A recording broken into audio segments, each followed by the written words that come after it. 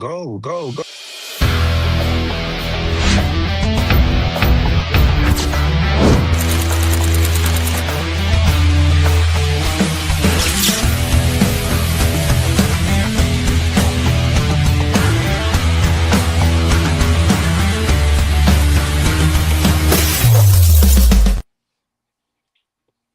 Welcome on in, people of the Not Move podcast. It's your host Jimmy with my boy Ja and the new guest Southgate. What's going on, family? Yeah. What's Yeah. good? All right. So coming off the UFC London card, Movsar Evelev got a controversial win over Lerone Murphy with the point deduction. People were saying it should have been a draw. It should have been Murphy's game, Murphy's fight. I just think Volk needs a name like Evelev on his resume, just because the Diego Lopez beating him twice doesn't do as much as beating a pure grappler like Evelev, or even like a striker like Murphy. So I just feel like Volk needed new blood. It didn't matter really who won this fight.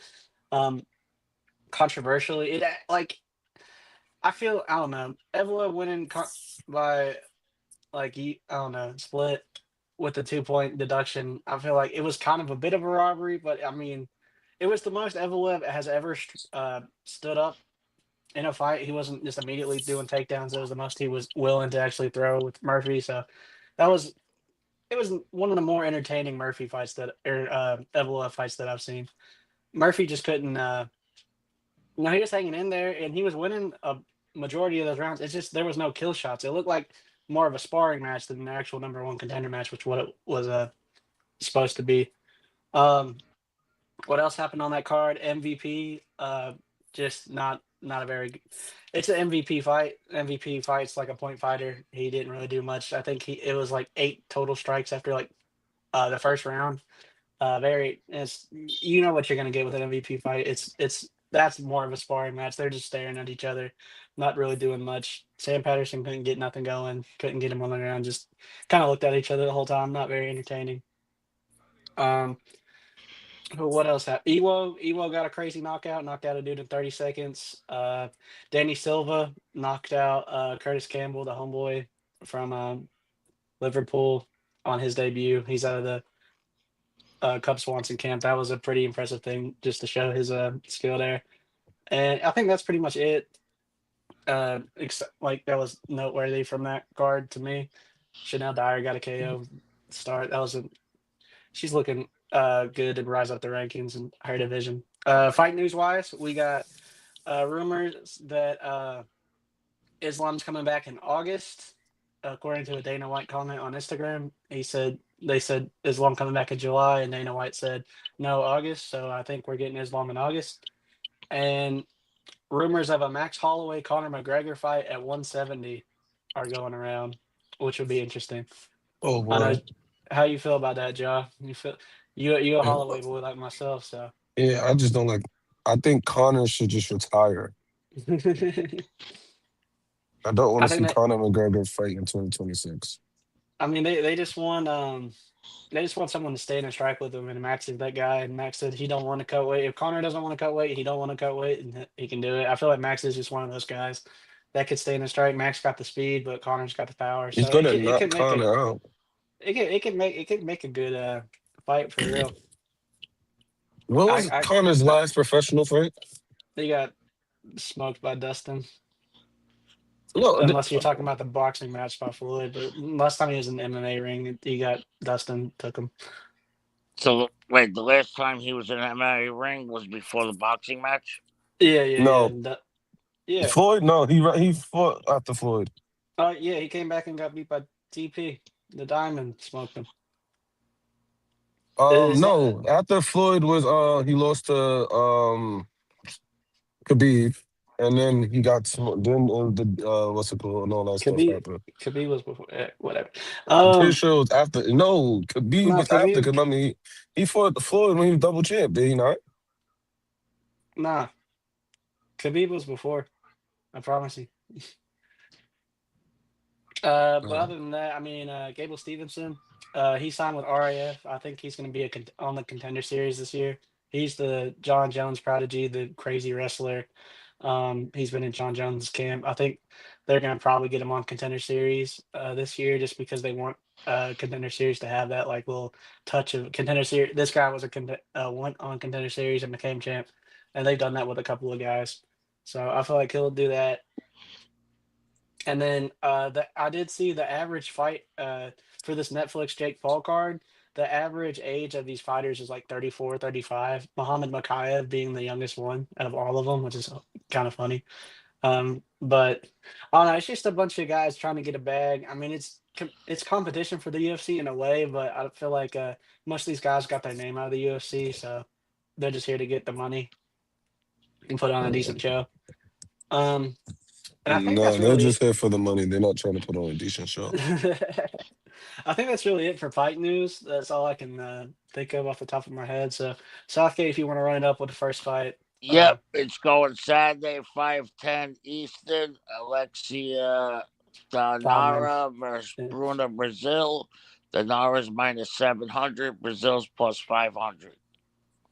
Yeah, Brazil has beaten Thainara in the past, 5 years ago, I believe, or maybe even longer ago than that. She's goes off a win loss, win loss, win loss. She's a striker, but I don't know, Alexia Thainara. If you see the odds, you know why. She's a submission specialist. She has a consequence in what she does, and I think you know I think she just comes out and dominates, probably finds a submission. Like I said, with the whole added bonus of finishes get more money, a lot more people are getting finished, and people are hunting for those things. So I'm gonna go Thainora by submission. Submission. I actually Uh, agree. all right. The next one is 5:35. Ricky Simon -166 versus Adrian Yanez +138. Yanez is a slick striker, but he's just been he's been inactive. He's been out for a while, and he was the last guy to make Rob Font look good, and Rob Font smoked Okay, him. that's why I remember him. Rob Font hasn't been good since that fight, to be honest with you. Ricky Simon is a crazy. He's a pressure based fighter. He's going to be able to get like Giannis is a good striker from distance, but when Simone's going to put him on his back foot, I don't know how good of a striker he can be. Simone's been in the UFC for a long time. He's a crafty vet. Um, and he's just been able to hang with a lot of guys. I feel like he's going to. With the mixing in of the takedowns with his pressure boxing, I think he wins the decision here. Okay. Very Uh, interesting. I think there's a finish in this fight. I think in saying winner, I just think he gets a finish. He's going to be more aggressive. well, Okay. it's Simon to win by decision, and then the next favorite would be Giannis to win by knockout. Mm, Yeah, well, never knockout. So all right. that the next one is 6 o'clock. Navajo Sterling versus Bruno Lopez. Sterling is -590. Lopez +430.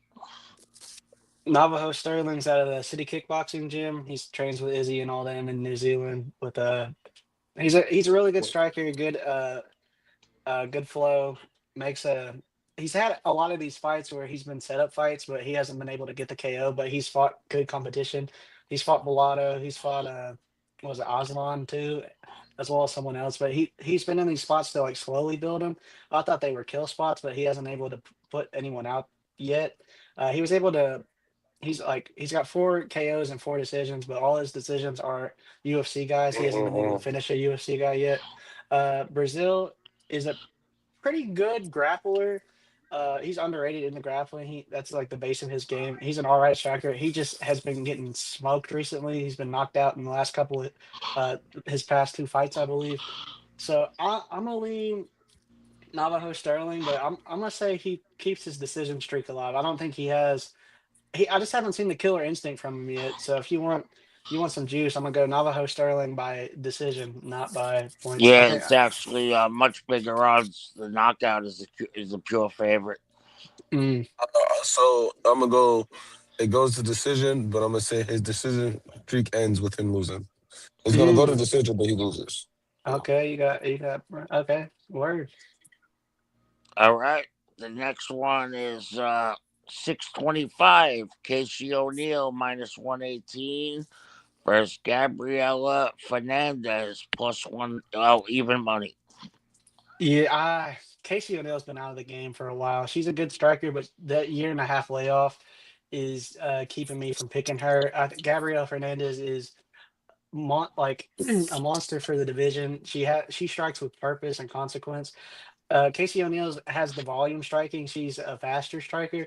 But if you're looking for power and you're looking for damage, and if they're judging it off of that, which that's kind of how some of these like decision wins go in uh, women's MMA, man, is just how they look at the end of the fight. I think Gabrielle Fernandez is going to come out with the decision win just because her power being able to dominate in the fight over Casey O'Neill's volume striking.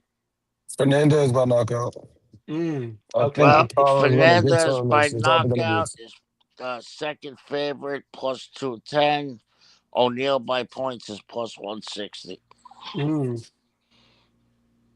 Oh, I'm sorry. You said Fernandez by knockout. I'm sorry. That's the third favorite. That's plus 550. So you make nice money if that comes out.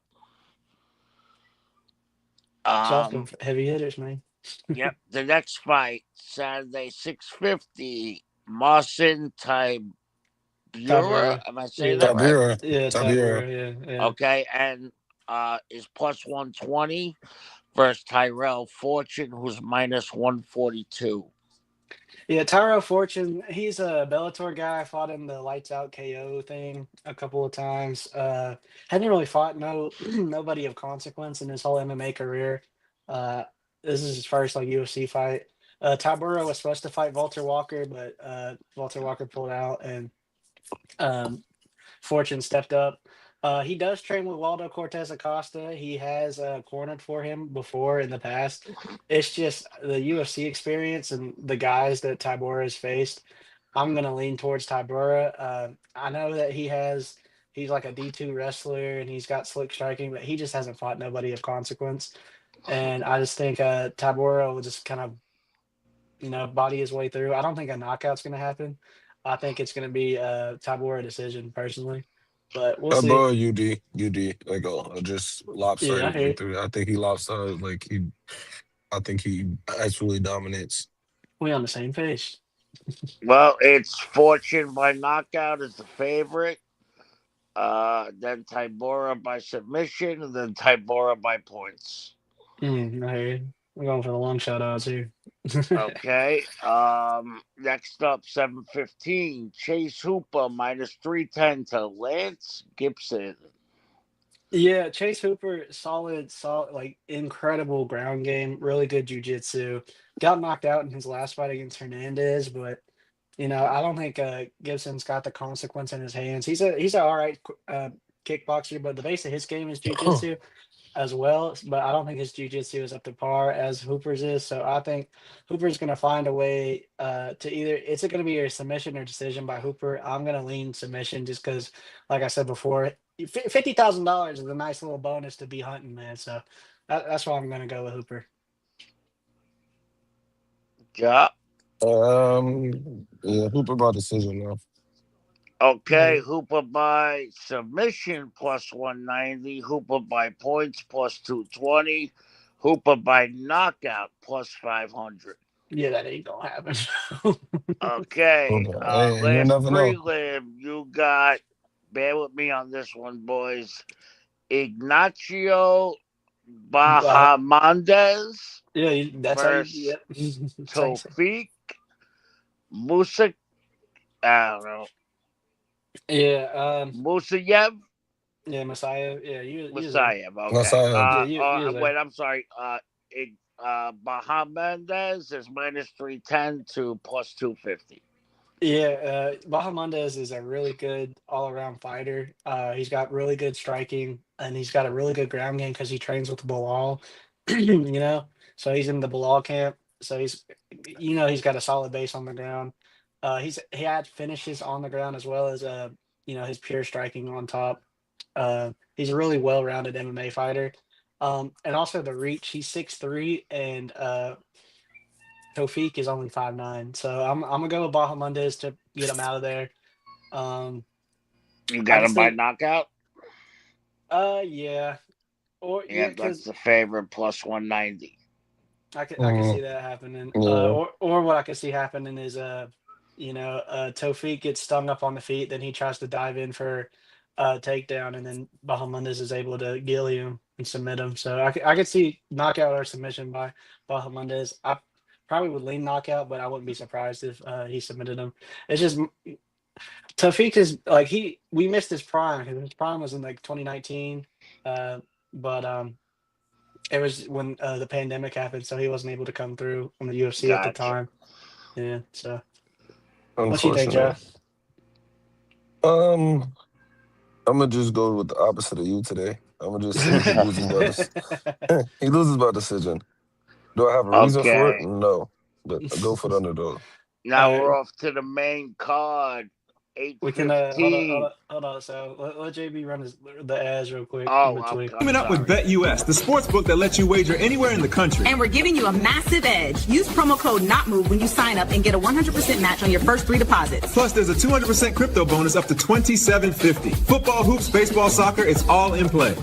Think you know sports? Ride with the underdog. Get in on Pick'em or Best Ball. Make your moves and watch the games come alive. Play $5, get 100 instantly when you sign up with promo code NOTMOVED. Turn every drive, dunk, and homer into a payday. Download the Underdog Fantasy app and start winning. Need some new Not Move drip? The In the Wickets hoodie just dropped. Super soft fleece, heavyweight feel, and the official NMP patch on the sleeve. Tap add to cart, check out, and let us handle the rest. In a couple days, it shows up at your door, ready to rock. Rep the podcast from the couch to the tail. Oh, the Orphan Elimination Chamber tee just dropped. Fresh out the box. Look at this. That print is nasty. Chain link O, silver hit. It's tough. It's soft too, y'all. Fits right. Little drip for the Elimination Chamber weekend. We rocking these all season. If you're part of the Not Move fam, you already know. Jump on it before it's Grab gone. yours now at Not Move Shop. Today's episode of Not Moved is brought to you by Open Goal, the world's #1 backyard goal. If you love soccer but hate chasing balls into the neighbor's yard, this thing is a game changer. Its rebound net sends missed shots right back to you, and the side nets keep your landscaping and your windows safe. It's perfect for kids, for training, or just having fun. Today's episode of the Not Move podcast is brought to you by Walmart.com. With our storefront in the Walmart app, you can get everything you need, pick up or have it delivered. We ordered dinner while recording and it showed up before we wrapped. Better good sweet corn and burrata ravioli. Nuri protein drinks, even St. Patrick's Day treats. Walmart.com. Episode of the Not Move podcast is brought to you by the MLB Shop. They have every team's gear, from classic caps to World Baseball Classic hoodies, all official and all ready for game day. Tap the link in our bio to head straight to the shop and snag your favorite merch. Basketball nights just got even bigger. With NMP and MyBookie, you can bet on every matchup, no matter where you live. Tap in, pick your spread, and watch the action unfold. Start wagering in every state with NMP and their sponsor, MyBookie.ag. Use promo code NOTMOVE for up to $125. The Not Move podcast is fueled by Dubby Energy. Smooth, jitter-free focus and flavors that slap. Mango, berry, watermelon. Whatever gets you locked in, they've got it. Hit up Dubby.gg, use promo code NOTMOVED, and snag 10% off your order. Stay not moved, stay energized.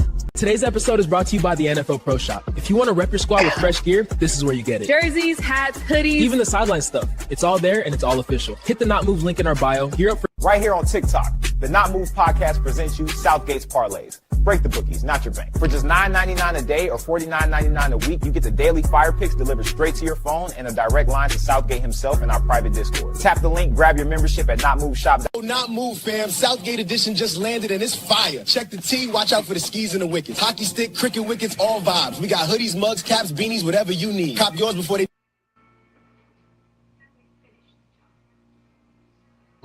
Southgate got a couple promos at the end. Yeah. I'm moving up in the world. Okay, let's get into the main card. At 8:15, we got Terrence McKinney minus 180 to Kyle Nelson plus 152. Now, if you know anything about Terrence McKinney, you know he's all or nothing, first round or bust, man. So I feel like he's been on the last couple of cards, has he? yeah, he comes through and he goes. It's either he's getting. Recently, he's been putting people away, but he's first round or nothing, man. He goes balls to the wall, in the first like minute and a half, or like if he's not getting them out of there in the first round, he's cooked. And he's been doing. That's right. So He's a pretty. He's been doing pretty good recently. Kyle Nelson's pretty. He's an all right striker. He has kind of a ground deficiency, I would say, and Terrence McKinney's pretty solid on the ground. So I could see like Terrence McKinney just kind of bull rushing him, uh, tapping him up on the feet a little bit, and then getting a takedown and trying to ground and pound his way up to a win. So I'm gonna go with McKinney. I'm gonna go with the bull. But if this, I would say under 1.5 is a really solid bet here, just because McKinney gasses and Nelson could get him out in the second round very easily. But I'm only with the side of T-Rex, man. I'm gonna go McKinney. You called McKinney a T-Rex? He got small arms. Funny, because he has the reach advantage. But yeah. McKinney gasses out in the first round, and because of that simple fact, I don't see this ending right away in the first round. I see him having a very good first round, but then after that, it's over. He's going to lose the next 2 rounds. I got Kyle by decision. He only got Kyle getting him out of there. He's just okay. That's Kyle by points will play very nice, Jack. I'm going to remember that. All right, 8:45. We got, bear with me on this one, boys. Mansour Abdul Malik. Yep. Mansour. Yusri Belgaru. Yeah. Yusri Belgaru. Oh, wait. I'm sorry. Malik is minus 140. The other gentleman's plus 112. Yeah, Yusri's out of the Pereira camp. He trains with Pereira. He's a really solid kickboxer, like really good. He was able to compete with Pereira in kickboxing. He followed him over to the UFC. I believe he beat him in the kickboxing match as well back in the day.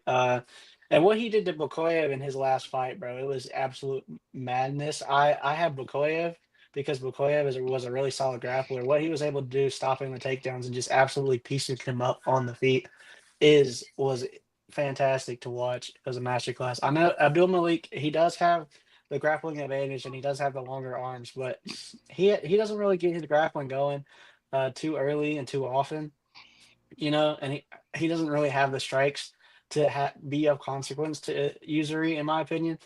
He's out at Extreme Couture, the Sean Strickland gym, so we'll see how that goes for him. But I'm gonna lean Yusri. I'm gonna lean towards the striker here in this matchup. I know he doesn't have the reach, but he's the better striker of the two, and I believe with the speed he has and just going to be able to outwork him on the feet.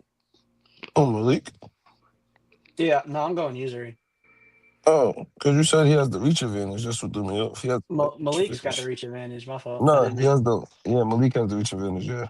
Yeah, that's what I was saying. So what do you guys? Knockout, point, submission?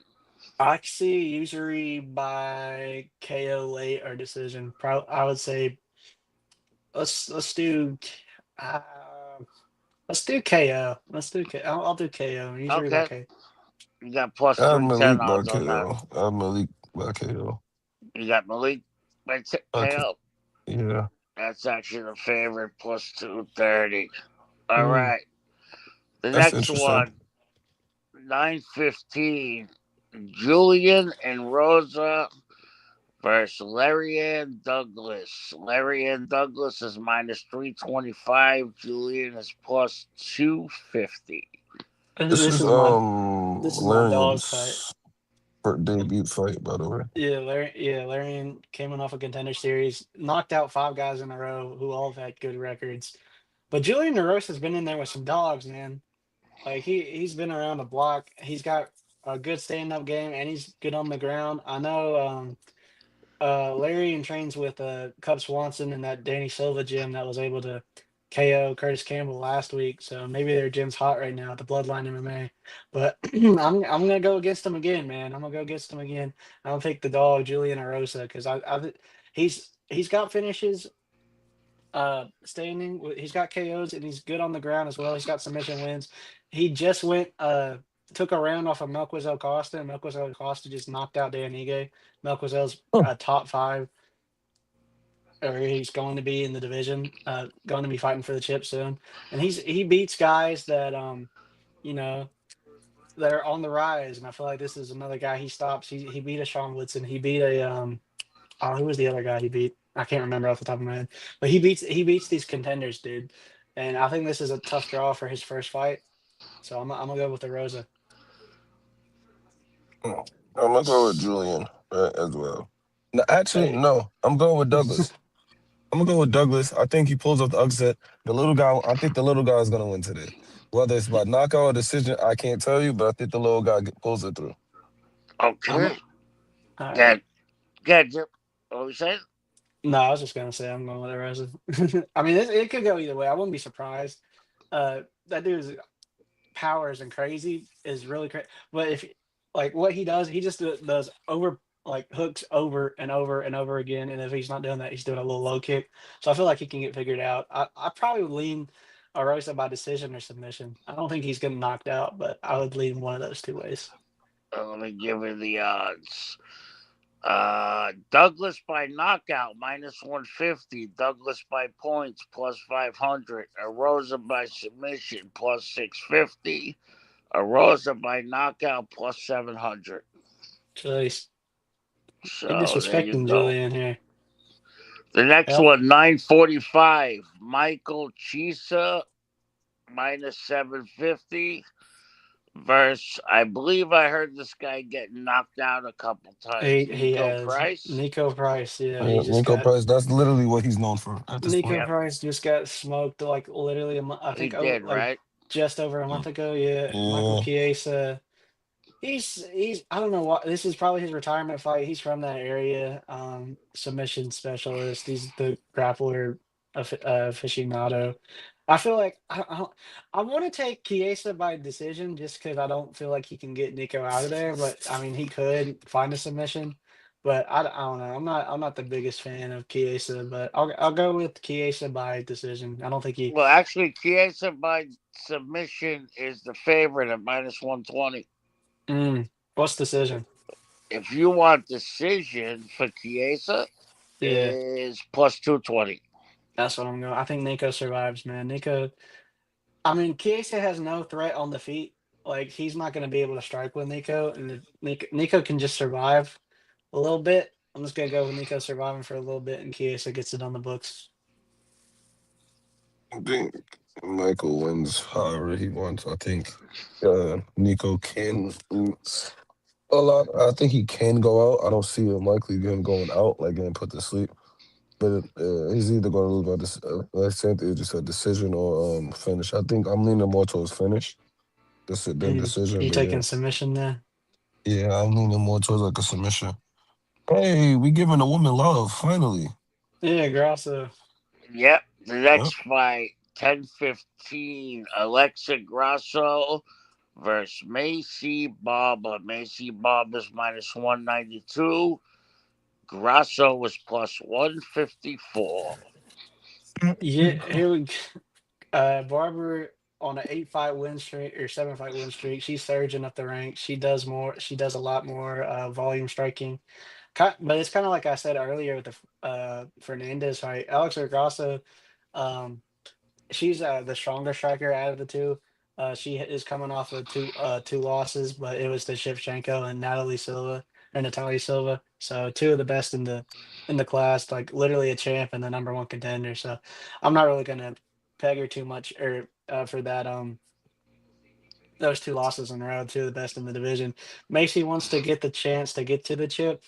I just feel like people are sleeping on how good Grasso is. I'm not going to tax her for losing to the champ and the number one contender. I think Grasso wins the decision. Both of them are really good strikers. Both of them great on the pretty good grapplers as well. I feel like if Grasso's hitting her shots and making Barber fear the hand, she's not going to be able to do the pressure style that she wants. So I'm gonna lean Grasso here. I think it's closer than people think. I'm going Grasso again, but I think it's a lot closer than people may think. Grasso by points is +210. Grasso submission or knockout, you can make a lot of money. I don't know if that's going to happen. All right. The last fight, 10:45, Israel Adesanya. Yeah, and Joe Pyfer. Israel's -150. Joe was +122. Yeah, the fact that Izzy's this low, like he's only a favorite by this much, is kind of crazy to me. Joe Pyfer, he's got power in his hands for sure, but he doesn't have to do any setup. He's just like he just throws the overhand. He doesn't do any setup with his punches or nothing. He can mix in the grappling. He's really good on the ground. But I'm gonna go with Izzy, man. I think people are sleeping on how good Izzy is, which is crazy to say after what all he's done in the sport. With the big cage, he's gonna be able to sorry. It being in a big cage and not the apex, he's gonna be able to use his striking style, flowing really well, hitting from the outside, not being able to, be hit. He got caught early when the Imavov fight because he came back too early from the eye poke. That was a mistake by him, and he took the time. He took a year off, which I know I'm not a typical fan of taking a guy who is coming off a layoff. I like the more active fighter, but I think the skill gap is very wide in this one. So I'm going to go Izzy. Probably by decision. I don't think Pyfer's going to quit, but I think Izzy is going to have a dominant victory return to the top. I'm going the complete opposite. I think Izzy isn't done, but I think he's nearing towards that done stage where like he's good. He's still going to beat the lower top 10 guys and everything like that. But the guys who's on the rise or the guys who are right there, those are guys who's going to struggle against. I think this is one of those fights. Okay, ask you one question. Is Izzy known to have a weak chin? No. Because that's the favorite, how they have Joe winning the fight is by knockout. Yeah, Pyfer's got really good power. It's just he doesn't set up his punches very well. He doesn't like throw combos. It's just normally he just throws out the nuke. Like he doesn't do any setup punches. And Izzy with the reach advantage for sure. I think he's going to keep him on the outside. Joe might be able to blitz in and catch him with the overhand, but I see just Izzy just skating around. It's just funny because they have the odds pretty close, but any way for Joe to win, you can make money. Oh yeah, I can see it. What's Izzy by decision? Izzy by decision is plus 175. That's right. And Izzy by knockout is plus 300. Joe by knockout is 300.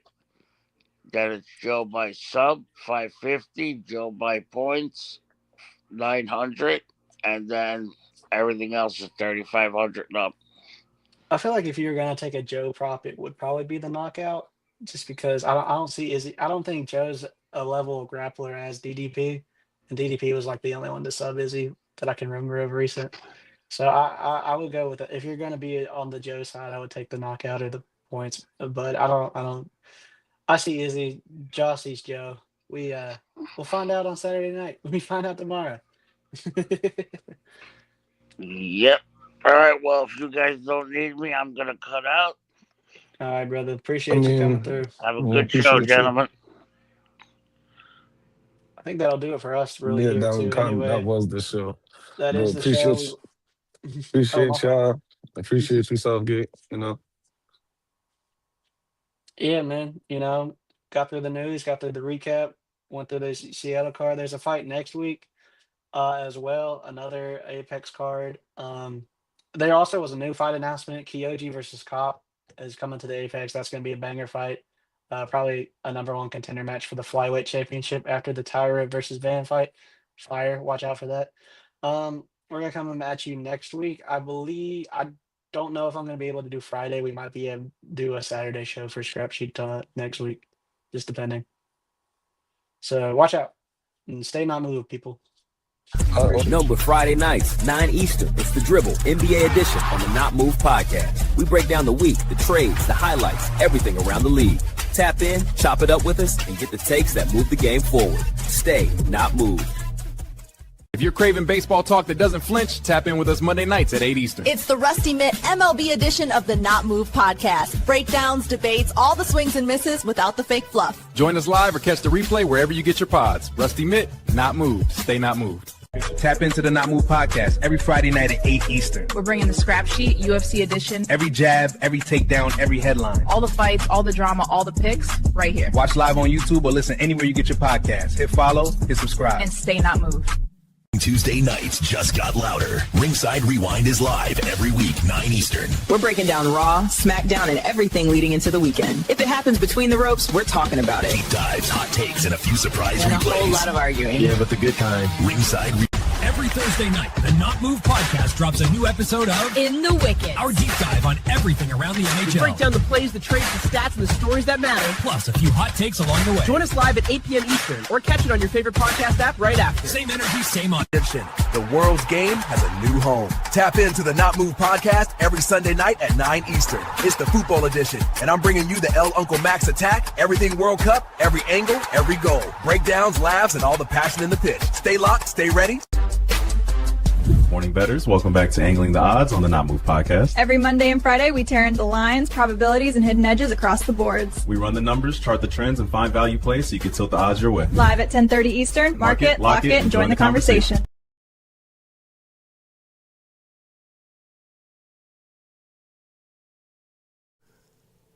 This non-casual podcast may not be reproduced, retransmitted, or reused without the authorized written consent of the Not Move Podcast Network. Thank you, and we hope you enjoyed today's broadcast.